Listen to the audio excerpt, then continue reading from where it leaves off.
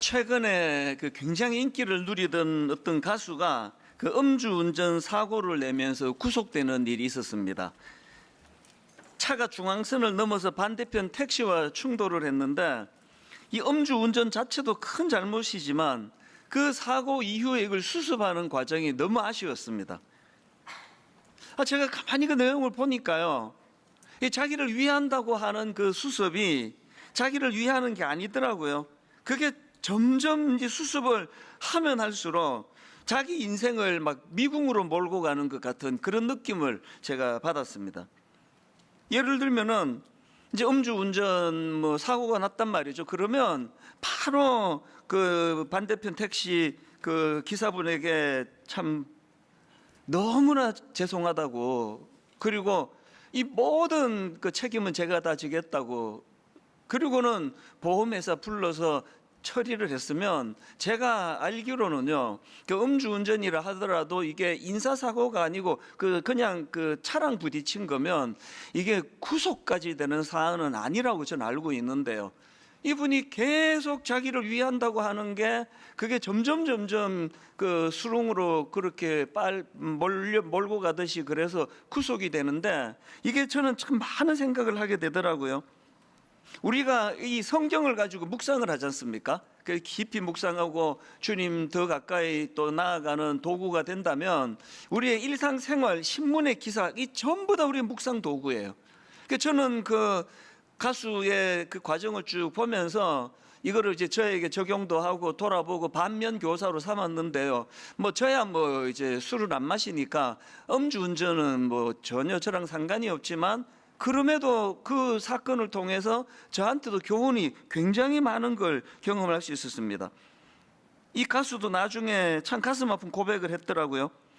이번 사건을 통해 죄가 죄를 부르고 거짓말이 더 큰 거짓말을 낳는다는 사실을 깨닫게 되었다. 이분은 이미 엎질러진 물이지만 저는 아직 기회가 있으니까 맞다, 사람이 때로 실수할 수도 있지만 그 과정에서 더 정직하고 있는 그대로 정리하는 그게 날 위하는 길이라는 게 맞구나. 그러면서 제가 이거를 교훈으로 그렇게 삼았단 말이죠. 그리고는 이 사건을 제가 묵상하다가 생각을 해보니까요, 아니 그럼 이 가수분은 어떻게 수습하는 것마다 자기 인생에 도움이 안 되는 그런 그 수렁으로 빠져가는 수습을 했을까? 제가 생각해 보니까 답이 딱 나오더라고요. 너무 가진 게 많고 지금 인기 절정이다 보니까 공연 한번 하면은 막 어마어마한 돈을 받는데, 그 공연이 대형 공연이 줄줄이 지금 잡혀 있으니까 그것들이 당연히 너무 당황스러웠겠죠. 그랬을 때 이분에게 참 가슴 아픈 없는 게 하나 있었는데요, 그럴 때 중심을 잡아주는 어른이 없었던 거예요. 만약에 이분에게 좋은 스승이 계시고 좋은 멘토가 계셨다고 한다면 막 야단을 치고 너 정신 차려라, 뭐하는 짓이냐, 어떻게 이렇게 생각이 없냐, 꾸짖어 주는 분이 없었다는 거죠. 여러분 돌아보세요. 여러분에게 그런 분이 계십니까? 옥하는 목사님이, 저의 스승님이 돌아가시고 나서 저에게 지적해 줄 분이 안 계세요. 그래서 억지로 마음으로 설교할 때 요 뒤에 옥 목사님 서 계시는 것처럼, 아닌데 서 계시는 것처럼. 그래서 제가 이제 이 사건을 쭉 지켜보면서 계속 제 마음에 머무는 성경 구절이 하나 있었습니다. 요즘에 이 구절을 많이 묵상하는데요, 그게 에베소서 5장 18절입니다. 술 취하지 말라, 이는 방탕한 것이니 오직 성령으로 충만함을 받으라. 아니 그분이 술 먹고 음주운전해서 이 구절을 떠올리는 게 아니라 저는 뒷부분에 있는 이 말씀이요, 오직 성령으로 충만함을 받으라. 이 말씀이 그 가수의 사건하고 어떤 연관이 있는지를 설명을 드릴게요. 예수님께서 성령님이 하시는 일을 딱 이렇게 별명 하나를 지으셔서 설명한 구절이 나오는데요, 그 요한복음 14장 16절입니다. 내가 아버지께 구하겠으니 그가 또 다른 보혜사를 너희에게 주사 영원토록 너희와 함께 있게 하리니. 지금 예수님은 성령님을 보혜사라는 별명으로 부르세요. 이 보혜사는 이게 원어로 직역을 하면은 곁에 있으면서 도와주는 자, 이게 직역하는 보혜사예요. 곁에 있으면서 도와주는 자. 지금 예수님은 성령님이 하시는 일을 이 보혜사라는 별명으로 담고 계시거든요. 제가 왜 그 가수가 코치가 없나? 어떻게 수습한다는 것마다 인생을 저렇게 수렁으로 몰고 가지? 이 생각이 들었을 때 이 구절이 왜 떠오르는지 아시죠? 예수 믿는 우리에게는 가이드가 계세요. 곁에 계시면서 도와주시는 보혜사, 그분이 계세요. 여러분이 참 가슴 아프게도 저처럼 스승님이 돌아가시고 여러분에게 누군가 조언해주고 야단쳐주고 그런 분이 안 계시다면 걱정하지 마세요. 보혜사가 계세요.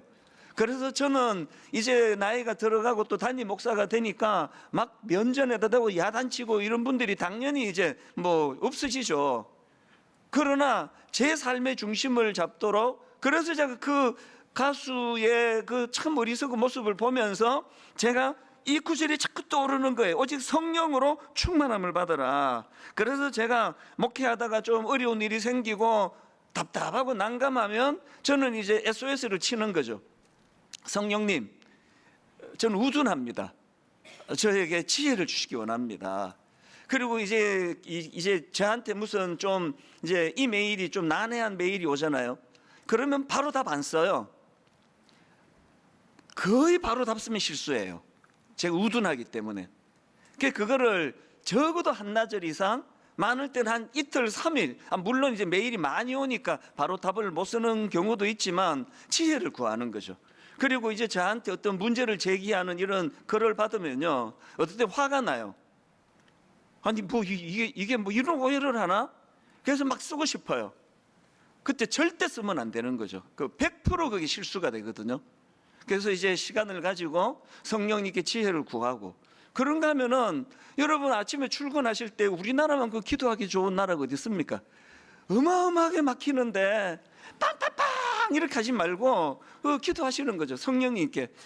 그 차를 몰고 가시면 막 큰 소리로 그렇게 저는 부르짖거든요. 내가 하나님 오늘 지금 막 교회에 굉장히 중요한 이런 일들 때문에 전문가들을 만나러 많이 다녔는데요. 그때마다 하나님께 구하는 거죠. 성령이, 저는 입술이 우둔합니다. 제 말에 설득이 잘 안 이루어질 것 같은데 저에게 지혜를 주시기 원합니다. 그리고 이제 지하철 타고 갈 때는 막 소리 지르면 뭐 큰일 나잖아요. 그때는 조용히 은혜를 구합니다. 지혜의 성령님, 보혜사 되시는 성령님이 저의 우둔함을 감추어 주시기 원합니다. 하루를 그렇게 시작 한번 해보세요. 회사 가셔가지고 자리에 앉으면서 컴퓨터부터 켜지 말고 성령님께, 보혜사 성령님께, 내가 컴퓨터를 켜기 전에 먼저 성령님을 인식하고 도움을 구합니다. 오늘 하루 저를 잘 인도해 주시는 보혜사가 계시니 참 감사합니다. 그렇게 한번 시작을 해보시라고요. 그래서 저는 야고보서 1장 5절이요. 너희 중에 누구든지 지혜가 부족하거든 모든 사람에게 후히 주시고 꾸짖지 아니하시는 하나님께 구하라. 그리하면 주시리라. 뭐 누구라서 실수를 안 합니까? 여러분, 그 가수가 유난히 약한 분이라고 생각하지 않아요. 막 상황에 당황이 되고 이제 막 눈에 막 이제 막 여러 가지 어려운 일이 닥칠 거 상상하니까 너무 이제 마음이 급하니까 그렇게 된 거 아니냐고요. 그럴 때 성령님을 구하는 거죠. 보혜사 성령님, 제가 잘못했습니다. 제가 정말 이 일이 잘 정리가 될 수 있도록 도와주시면 다시는 제가 그런 어리석은 짓 하지 않겠습니다. 그렇게 성령님께 의뢰하지 않은 게 참 이분에게 제가 마음이 아픈 거라고 생각합니다. 그래서 이 에베소서 5장 18절 자꾸 묵상하시면 좋겠습니다. 술 취하지 말라. 이는 방탕한 것이니 오직 성령으로 충만함을 받으라. 근데 여러분, 여기 나오는 오직 성령으로 충만함을 받으라는 이 번역은요, 잘된 번역이 아니에요. 이게 이 뉘앙스적으로 잘못 읽으면 뭐 성령 받아라. 그래서 이게 성령님을 인격제로 채로 인정해 드리질 않고 그 무슨 수단, 도구로 생각하기 쉬워요. 그래서 예전에 70년대, 80년대 부흥회 같은 데 가보면은 제가 이제 중고등학생 때고 어릴 때도 굉장히 거부감이 가는 기억이 있거든요. 그 이상하게 그 당시로 부흥사님들은 거의 다 홀리 보이스라고 다 목이 다 쉬어 계세요. 그리고는 이제 막 이제 열 받으면 막 이렇게 선포합니다. 성령 받으라. 아까 1부 때는 굉장히 잘했는데 여러분 그게 말이 된다고 생각합니까? 성령님이 물건입니까? 제가 옥하는 목사님이 제가 존경하는 어른인데 제가 막 옥하는 받아라 그러면 이거는 두들겨 맞아야 되는 불경 아닙니까? 이찬수 받아라. 아니, 내가 물건입니까? 성령 받아라 그러면 또 막 아멘 그러고 정말 무지한 거예요. 그리고 그건 아주 악한 거예요. 성령님을 그렇게 취급하면 안 된다는 거죠. 우리 성령님은 인격자세요. 그 인격을 가지고 계시고 인격자 중에도 하나님이세요. 그래서 성령님은 항상 존중해드리고 항상 그분에 대하여 존중해드리는 그 이상의 그런 마음을 담아드려서 함부로 내뱉는 것도 조심해야 돼요. 그러니까 항상 우리가요 그렇게 막 성령님을 함부로 대하고 이것도 굉장히 나쁘고 그런가 하면은 또 아예 성령님을 그림자 취급하는 분이 너무 많으시잖아요. 인간도요 그렇게 따돌리고 하는 그거 나쁜 거라 그러잖아요. 아예 성령님의 존재에 대하여 지금 무시하고 사시는 분이 얼마나 많으시느냐고요. 자꾸 그분을 우리가 인격을 존중해 드리고 인정해 드리는 거죠. 그런가 하면은 이제 이 성령으로 충만함을 받으라 이게 번역이 썩 잘 된 게 아니라면 그럼 어떻게 번역하는 게 좋으냐? 이 18절에 나오는 충만함을 받으라 이걸 원어로 보면은요 충만해져라 또 충만하게 되어라 이 권면이에요. 충만하게 되기 원한다. 그럼 뭘로 충만합니까? 그게 앞에 나오는 오직 성령으로 충만함을 받으라 이러는데요. 여기 나오는 오직 성령으로 이거는요 성령에 의하여 또 성령 안에서 이렇게 번역할 수 있는 표현이에요. 그러니까 성령 받으라 이게 아니고요 성령님에 의해서 충만해지라는 거예요. 성령님이 도구가 아니에요. 그 충만함을 주시는 인격적인 하나님이시거든요. 그래서 우리가 이 성령에 의해 충만하게 된다는 그런 뜻으로 이 본문을 우리가 해석해야 되는데요. 그러면 성령에 의해 충만하게 된다는 게 무슨 뜻입니까? 이게 성령에 의해 충만하게 된다는 것은 조금 추상적인데요. 아주 쉽게 설명할 수 있습니다. 성령에 의해 충만하게 된다는 이 말씀은요. 성령의 영향력 아래 놓인다. 또 성령의 지배를 받는다. 이게 성령에 의해 충만하게 된다는 거예요. 그래서 아까 술 취하지 마라 이거를 이제 성령으로 충만하게 되는 것을 지금 대비하는 이유가 그거예요. 왜 술 먹고 운전하면 안 됩니까? 그분이 평소에 점잖아 가지고요 빨간불에 쑥쑥 가시는 분이 아니에요. 그런데 술이 자기를 지배하니까 마비가 되는 거죠. 그 막 빨간불에 막 가고요 막 차선 막 삐뚤빼뚤 가고 그리고 저기 사람이 오는데 평소에 이분의 인격으로 말하면 절대로 그 위험한 운전 안 하는데 막 달리는 거예요. 그래서 술 취하면 운전하면 안 되는 게 술이 자기를 다스리고 있기 때문에 술이 자기를 통제하기 때문에 기능이 마비가 돼버리거든요. 이 성령으로 우리가 충만해지는 것도 마찬가지입니다. 그래서 여러분 우리가요 자꾸 이 성령 이게 저는 예를 들면 아주 사소한 거 이제 약속이 넣는데 자동차 키가 안 찾아지면 그거를 이제 저는 막 쭝얼쭝얼하면서 성령님 지금 시간이 급한데 키를 내가 지혜가 없습니다. 성령님 좀 빨리 찾아주시면 다음부터 조심하겠습니다. 사실 키 하나 정도를 놓고 성령님한테 이렇게 구하는 그거에 방점이 있는 게 아니고요. 내 사소한 삶에도 이분을 개입시킨다는 의미적인 표현이에요. 사소한 일에도 이분을 개입시키고 이분의 존재를 인정해 드린다는 그 의지적인 표현이에요. 화장실 가면서도 또 누구를 만나면서도 뭐 하면서도 여러분들이 이제 막 큰 소리는 아니라도 항상 그분을 우리가 인식하고 나를 다스려 주시기 원합니다. 이게 오늘 본문에 나오는 오직 성령으로 충만함을 받으라 이 뜻입니다. 이게 어떤 은혜를 던져주는가 하면 이렇게 구하면요 요한복음 16장 13절입니다. 그러나 진리의 성령이 오시면 그가 너희를 모든 진리 가운데로 인도하시리니 그래서 제가 앞으로 한 3, 4주 정도 이제 이 성령님에 대해서 지금 설교를 계속 하려고 준비하고 있는데요. 다음 주 말고 그 다음 주쯤에는 이제 보혜사 용어 하나만 따가지고 제가 지금 말씀을 준비하고 있는 중입니다. 이번 기회에 성령님에 대해서 잘 정리가 되고 그 성령님을 존중해드리고 그분을 우리가 인정해드리고 그분은 보혜사시다. 그분은 내 삶에 엉뚱한 길로 가는 것을 막아주시는 가이드가 되신다. 이것을 이제 확실하게 경험하고 또 배우는 그런 계기가 되면 좋겠습니다. 이제 오늘은 이제 첫날로서요. 우리가 이렇게 성령님을 인정해드리고 성령의 인도하심을 우리 삶 속에서 사모하면 어떤 좋은 일이 있느냐? 한 3가지 열매가 나타나는데요. 오늘 본문을 중심으로 3가지를 좀 살펴봐 드릴게요. 첫 번째로 우리가 삶 속에서 성령님의 인도하심을 사모하면요, 그 성령 충만의 열매가 첫 번째로 바른 예배의 회복이라는 열매로 나타난다는 겁니다. 바른 예배의 회복. 여러분이 구도를 한번 보십시오. 지금 18절에서 성령으로 충만하게 되어라는 이 말씀을 주시고 바로 그 다음 19절에서 결과가 이렇습니다. 시와 찬송과 신령한 노래들로 서로 화답하며 너희의 마음으로 주께 노래하며 찬송하며. 지금 우리가요, 바른 예배 캠페인 이거 하고 있는데요.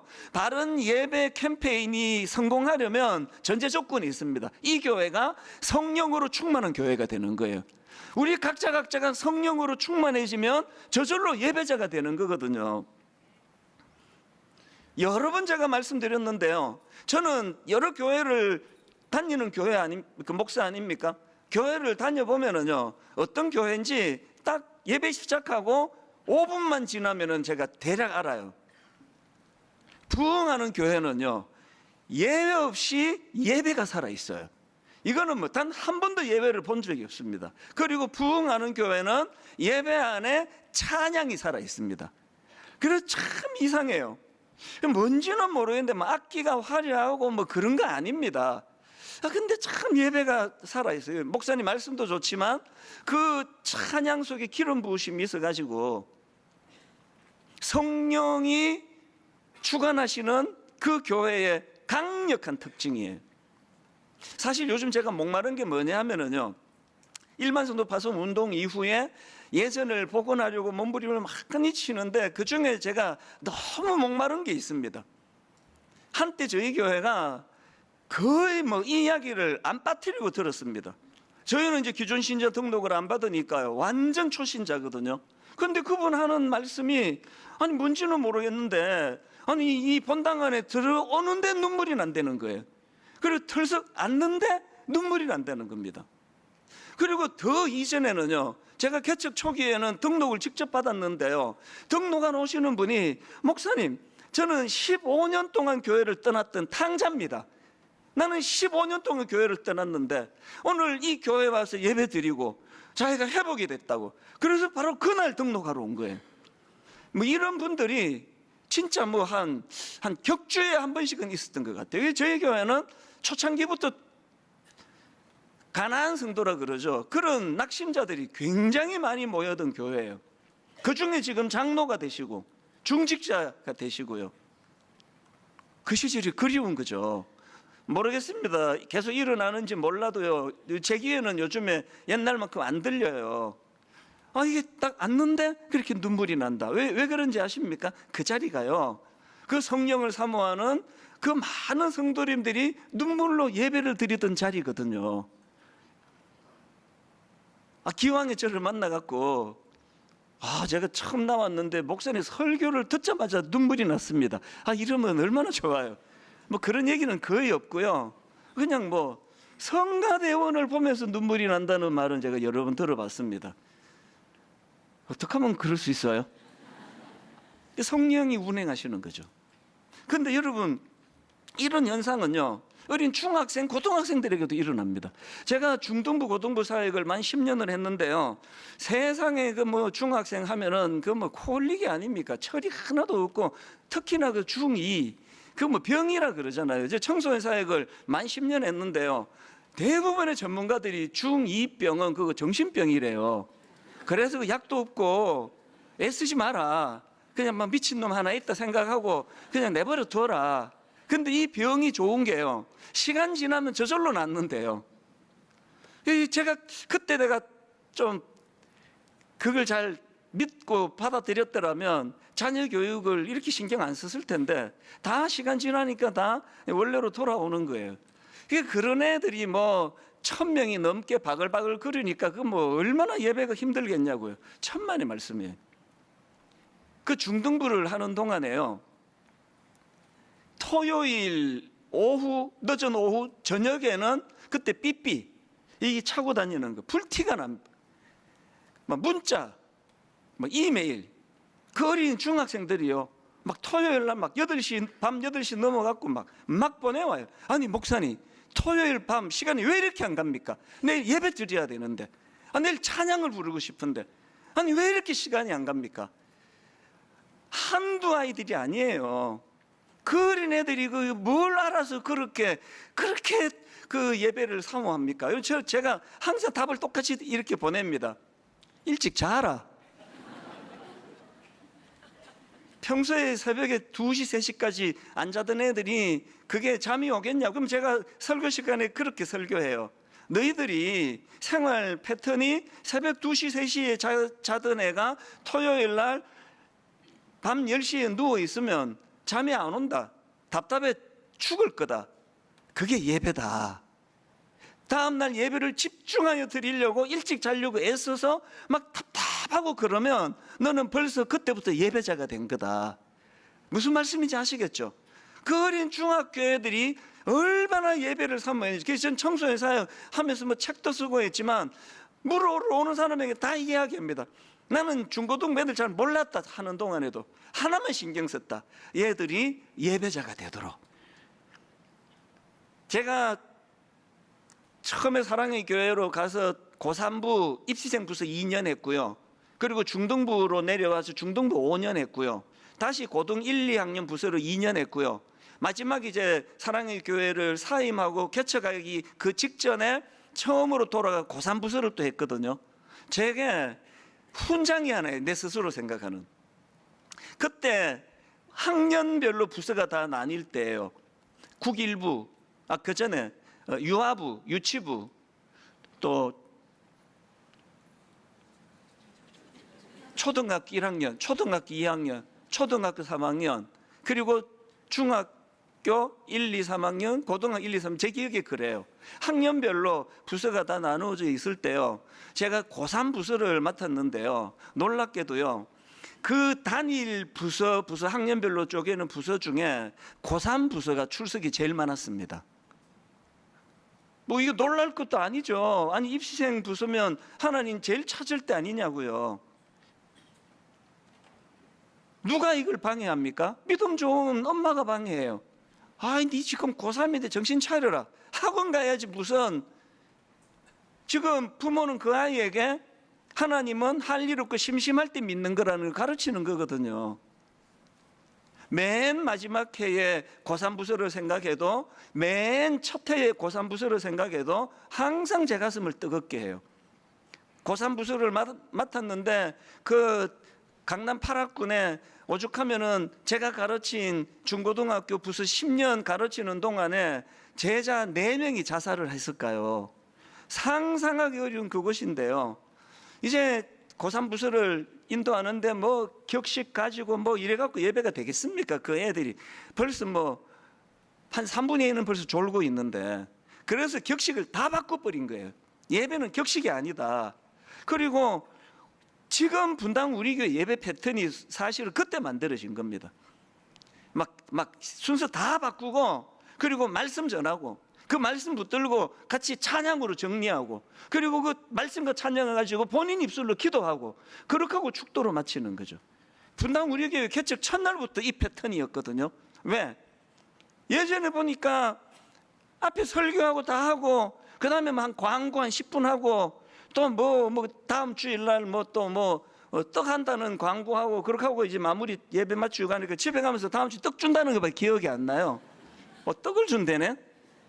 그래서 모든 것 앞으로 다 돌리고, 우리 교회는 맨 끝에 말씀과 그 말씀과 연관되는 찬양이 울리면서 그렇게 돌아가도록 그렇게 만들자. 이게 다 제가 중고등부 할 때 나온 거거든요.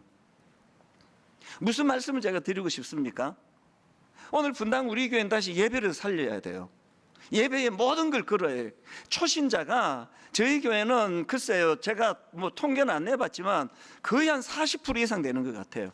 생전에 교회라는 데를 나와본 적이 없는 분들에게 일일이 어떻게 교육합니까? 예배를 통하여 성령의 역사가 일어남을 경험하는 초신자 많이 일어나기를 바랍니다.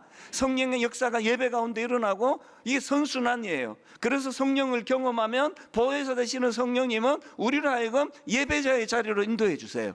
그래서 교회가 다시 한번 부흥의 그 은혜를, 숫자 많이 모이는 걸 부흥이라 그러지 않습니다. 예배자가 많이 모인 교회, 그 교회가 부흥이거든요. 예배드리기 캠페인 뭐 복잡한 거 없습니다. 성령의 새바람이 불어와야 돼요. 그래서 제가 한 4주 동안 성령님에 대해서 기초부터 우리가 다시 점검해서, 그래서 우리 모두가 다, 사실 저는요, 본당에 들어오시려고 이 더운데 막 바깥에 막 뭐 한 40분 50분 요즘 1시간씩 막 줄을 선다 그래서 어떨 때는 말리고 싶어요. 안 그러셔도 된다고, 어디서나 무소부지하신 하나님 은혜 주실 거라고 그러는데 절대 제가 안 말리는 이유가 있습니다. 왜?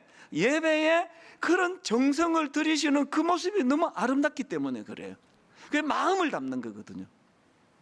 분당 우리 교회가 다시 한번 예배가 부흥하는 교회가 되기를 원합니다. 그러기 위하여 성령 충만한 교회, 늘 보혜사 되시는 성령님을 인정해드리고 그분과 함께 동행하는 믿음의 성도들이 많이 모인 교회가 되기를 바랍니다. 두 번째로요, 성령 충만의 열매가 하나 더 있는데요, 아까 예배 회복은 이게 하나님과의 관계 회복의 문제라면, 두 번째는 인간 간의 관계입니다. 바른 관계의 회복이 일어납니다. 자, 19절을 한번 보십시오. 시와 찬송과 신령한 노래들로 서로 화답하며 너희의 마음으로 주께 노래하며 찬송하며, 또 21절 그리스도를 경외함으로 피차 복종하라. 이 장면을 상상만 해도 아름답지 않습니까? 그런가 하면은 빌립보 2장 3절 아무 일에든지 다툼이나 허용을 하지 말고 오직 겸손한 마음으로 어떻게 합니까? 각각 자기보다 남을 낮게 여기고. 여러분, 우리 이 죄성을 가진 인간은요, 항상 자기를 더 높은 위치에다 두고 자기를 남보다 나은 자리에 올라가기 때문에, 여러분, 우리 모든 사람들이 가지고 있는 본능은요, 상대방을 눈 아래로 깔고 보기를 원해요. 이거 뭐 집가집게 뭐 나보다 뭐 경력이 높으면 뭐 얼마나 잘났어, 뭐 집까지 뭐 똑똑하다 그러는데, 아이고 뭐 이게 인간의 본능이에요. 누구라도 우리는 사람을 깔고 보기를 원하는 본능을 갖고 있는데, 성령이 내 안에 충만하게 역사하면 그 상대방을 높여주는 거죠. 그분이 초신자라 할지라도 순장님은 함부로 대하지 않습니다. 그분이 좀 다소 인격적으로 어려움이 있다 할지라도 그래도 나보다 나은 점이 많은 분이야. 이게 성령이 하시는 역사예요. 여러분이 에베소서 5장 흐름을 보십시오. 5장 18절에서 오직 성령으로 충만함을 받으라. 그리고 그 물꼬가 부부의 관계로 흘러갑니다. 에베소서 5장 22절 보십시오. 아내들이여 자기 남편에게 복종하기를 주께 하듯 하라. 25절 남편들아 아내 사랑하기를 그리스도께서 교회를 사랑하시고 그 교회를 위하여 자신을 주신같이 하라. 여러분이 성령 충만한 부부 안에서 우리는 항상 상대방을 아래로 내려보고 상대방을 깔보기 원하고 상대방의 약점이 나를 괴롭히는 그런 인생이라고 한다면, 성령이 충만한 부부 관계는요, 이게 너무 감동적이지 않으세요? 남편이 그 아내를 사랑하는데 그리스도가 교회를 위하여 당신은 내 주신같이 그렇게 아내를 사랑하라는 거죠. 그리고 또 아내는 남편들에 대하여 뭐 계산이, 또 여자분들이 굉장히 섬세하잖아요.